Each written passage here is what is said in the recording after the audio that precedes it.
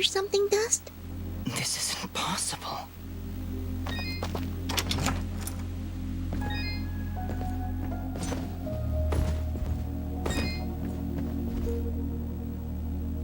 Dust? How? Do you see now? But how, Ara? I don't understand. The answers lie above, Dust.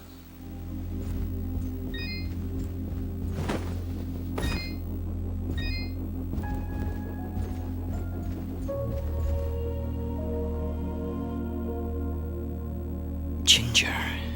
She was sleeping right here. On the night I came to say goodbye. But I hesitated. I didn't want to wake her. Didn't want her to worry about me. She couldn't know what I was about to do. Dust, what are you saying? She couldn't know that I was about to go avenge our parents. You mean, you're... But how? What's going on here? I remember now. But how? How can I have helped destroy this village, but be a victim of that same act? That's impossible. Only impossible for a creature with a single soul. Ginger. Those eyes.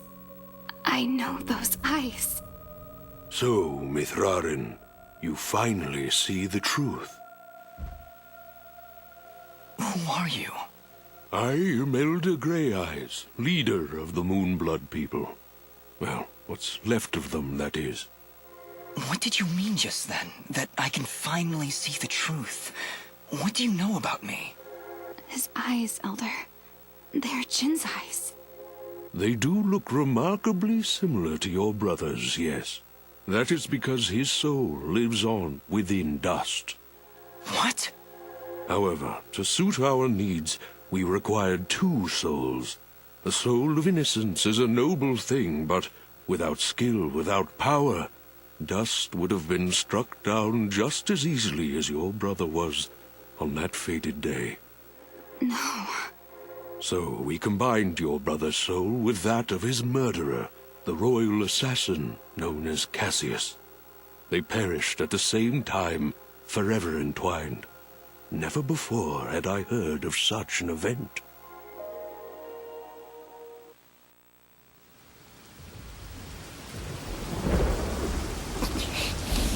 You murderer! My parents did nothing wrong! You have been deceived, little one. Your parents turned against their king, an act of pure treason. What resistance there was led by your family alone. You destroyed my village, murdered my friends and family. You will not survive this day! I take no joy in slaughtering one as young as you, child.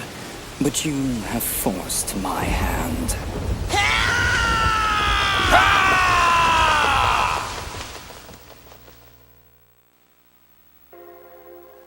A grave injustice was done that day. Cassius murdered a defenseless Jinn, but his pride and arrogance proved to be his undoing. But how? How can this thing be my brother? It's not possible. I couldn't even remember you when we met. You are Jinn, yes, but you are also Cassius. Two souls, forever at odds. One of innocence, one of power. Together you form the one we call Mithrarin, he who is born of the dust. I never knew what happened. Jin just disappeared one night. I had always hoped he would turn up alive someday. That he would come back. But could you really be him?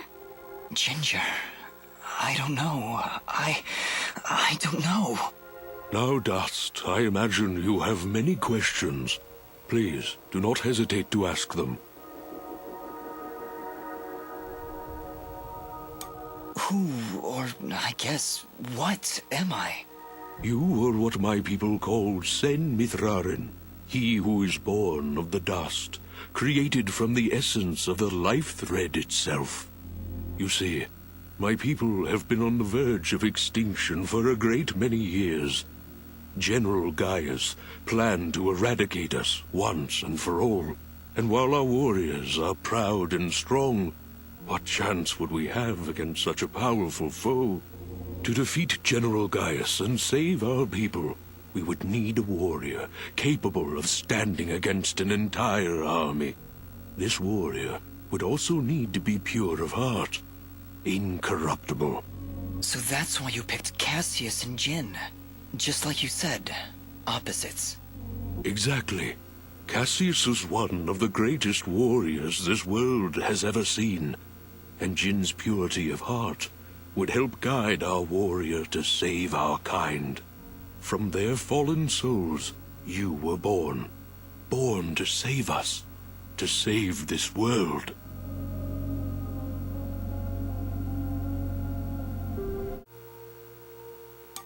Why did I only remember now? I didn't even recognize Ginger when I met her. You may possess the souls of two separate beings, but your body and mind are your own. You were created to save this world, so we felt giving you memories of either soul would simply distract you from the task at hand. I had no idea who I was, what my purpose was. You say that, but in all cases you did exactly what we intended you to do. You saved complete strangers outside of Aurora Village. You stopped our wayward brother Fuse from destroying all that we sought to save. You saved Mudpot and brought the waters of life back into this land. You purged a demonic rage from this land and even helped two old souls find peace once more. You may not have known your purpose, but that did not stop you from fulfilling it. And now I'm here. Yes, now you are here, and we can finish this fight once and for all. Who was Fuse? He said he was a Moonblood, but he looks nothing like you. Fuse. He was once a fine warrior, and a close friend of Ginger's family. He would help transport goods between this village and our camp. After the village was destroyed, I guess he lost his mind. He was horribly disfigured after the attack. The only way he could survive was in a special suit of magical armor that I helped to construct. He demanded we attack General Gaius right away, but I would not hear any of it. He would have killed us all in the name of vengeance. We would not have stood a chance. When I refused to send our warriors into battle, he called me a coward and vowed that he would destroy Gaius with or without my help. I fear the very armor we made to save his life had corrupted his mind and body beyond repair. Poor guy. If only we could have gone through to him somehow. No, you're right to kill him. If he had remained alive, there's no telling what damage he could have done. Ginger is right. Fuse was beyond saving. For all our sakes, I hope the same is not true of the world he sought to protect. How does the Blade of Ara fit into all this? What is it, exactly? It is one of the 5 blades of Elysium, ancient weapons forged when our kind were many, and the way of the flameless light was commonplace. Wait. What the heck is the way of the flameless light? A path we Moonbloods continue to follow. It is a way of living, a way of thought, that allows us to make use of a power both old and great. Magic without magic. I am so confused. Surely, as Nimbat's Sword Guardian, you've studied the ancient doctrines. You must know, in the event that the sword is summoned by its rightful owner, you are obligated to follow. I may have skipped over that chapter? You haven't answered my question. The blades of Elysium were created to guide their sword-bearers, Dust. I was summoned to your side to ensure a balance was maintained between the souls within you. Ah, my old friend. It is good to hear your voice once more. It has been a long time, Master. Wait just a second. How can you possibly know each other? My clan's been keeping the sword hidden for over 200 years. Master Grey Eyes has lived for a very long time, Fidget. Longer than any of you. So you were sent to keep an eye on me? To help you reach your true potential. Nothing more. I have no more questions. What now? You must join us in the Moonblood camp to the north in the Everdawn Basin. That isn't anywhere near the Everdawn volcanoes, is it? They are one and the same, yes? Oh, that's fantastic. Volcanoes? Indeed. What better place to hide than in the most volatile land in all the kingdom?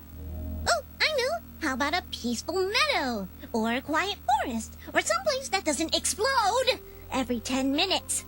Dust, your friend seems awfully tense. No, I'm fine. Come on, let's go to the blowy-up mountains. Really, I'm serious. Fidget, you need to have more faith in me. I'll have faith in you when you have faith in yourself. How about it, huh? Who are you? Really?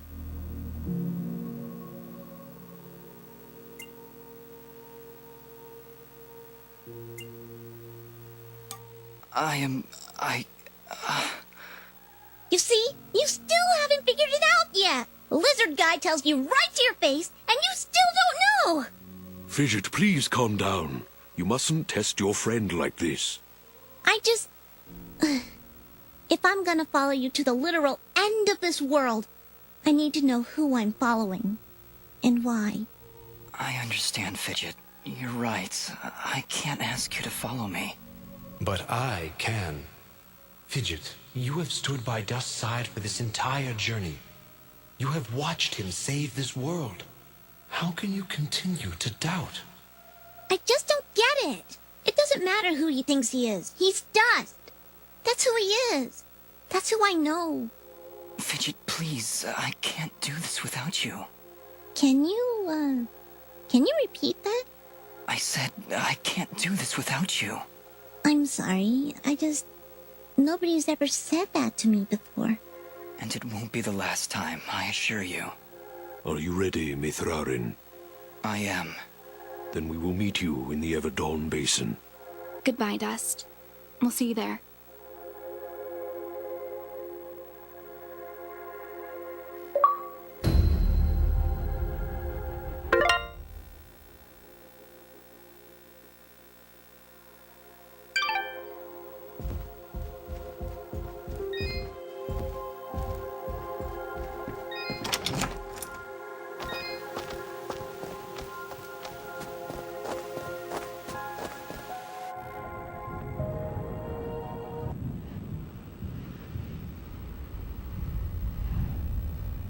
General Gaius? What news, Commander? I did not want to believe it, but Cassius is working with the Moonbloods. He has turned against us. That will be for me to decide. Our paths will cross at the Moonblood camp. Of that I am certain. I will speak with him personally. Is that wise? Our victory is all but assured, Commander. We outnumber them 10 to 1. We possess superior technology. And we have the element of surprise. But why welcome this rogue element? He has already slain your own soldiers. What more proof do you need that he is a traitor to our cause?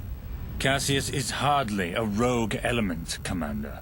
The Moonbloods have corrupted his mind, forced him to commit these acts against us.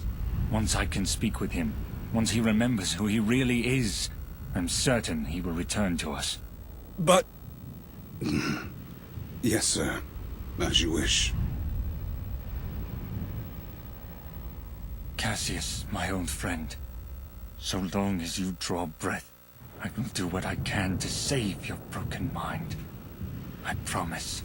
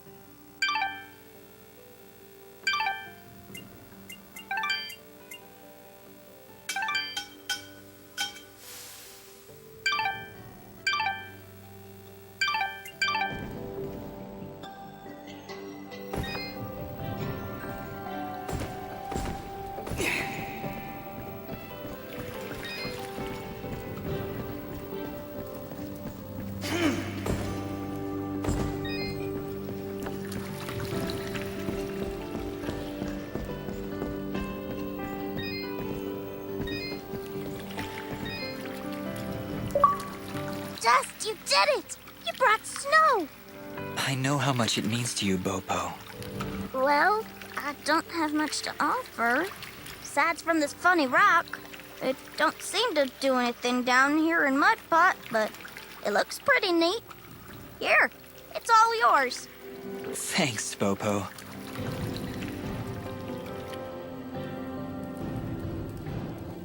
We had our moment together, me and Pa.